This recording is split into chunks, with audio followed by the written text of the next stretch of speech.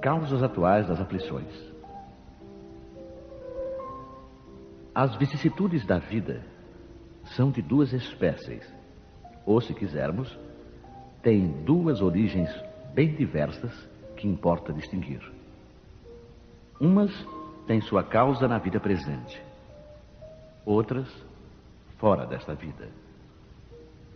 Remontando à fonte dos males terrenos, reconhece-se que muitos são a consequência natural do caráter e da conduta daqueles que os sofrem. Quantos homens caem por sua própria culpa? Quantos são vítimas de sua imprevidência, de seu orgulho e de sua ambição? Quantas pessoas arruinadas por falta de ordem, de perseverança, por mau comportamento, ou por não terem limitado os seus desejos? Quantas uniões infelizes, porque resultaram dos cálculos do interesse ou da vaidade, nada tendo com isso o coração?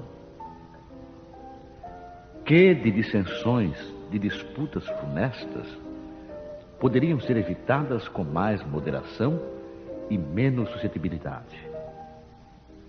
Quantas doenças e aleijões são o efeito da intemperança e dos excessos de toda ordem? Quantos pais infelizes com os filhos por não terem combatido as suas más tendências desde o princípio? Por fraqueza ou indiferença, deixaram que se desenvolvessem neles todos os germes do orgulho, do egoísmo e da tola vaidade que ressecam o coração. Mais tarde, colhendo o que semearam, admiram-se e afligem-se com a sua falta de respeito e a sua ingratidão. Que todos os que têm o coração ferido pelas vicissitudes e as decepções da vida interroguem friamente a própria consciência. Que remontem passo a passo à fonte dos males que os afligem e verão se, na maioria das vezes, não podem dizer: se eu tivesse ou não tivesse feito tal coisa, não estaria nesta situação. A quem, portanto, devem todas essas aflições, senão a si mesmos? O homem é, assim, num grande número de casos, o autor de seus próprios infortúnios. Mas, ao invés de reconhecê-lo, acha mais simples e menos humilhante para a sua vaidade acusar a sorte, a providência, a falta de oportunidade, sua má estrela, enquanto, na verdade, sua má estrela é a sua própria incúria. Os males dessa espécie constituem seguramente um número considerável das vicissitudes da vida. O homem os evitará quando trabalhar para o seu adiantamento moral e intelectual.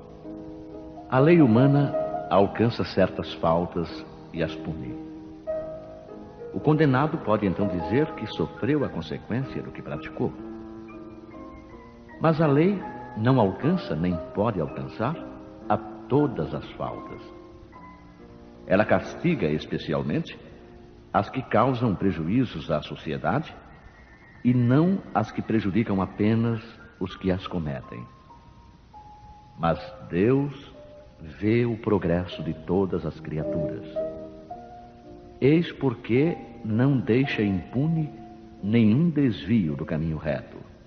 Não há uma só falta, por mais leve que seja, uma única infração à sua lei que não tenha consequências forçosas e inevitáveis, mais ou menos desagradáveis. Donde se segue que nas pequenas como nas grandes coisas, o homem é sempre punido naquilo em que pecou. Os sofrimentos consequentes são então uma advertência de que ele andou mal. Dão-lhe a experiência e o fazem sentir a diferença entre o bem e o mal, bem como a necessidade de se melhorar para evitar no futuro o que já foi para ele uma causa de mágoas. Sem isso, ele não teria nenhum motivo para se emendar. E, confiante na impunidade, retardaria o seu adiantamento e, portanto, a sua felicidade futura. Mas a experiência chega algumas vezes um pouco tarde.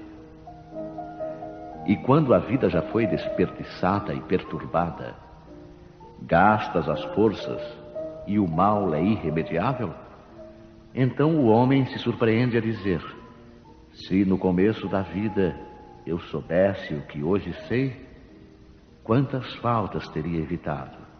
Se tivesse de recomeçar, eu me portaria de maneira inteiramente outra. Mas já não há mais tempo.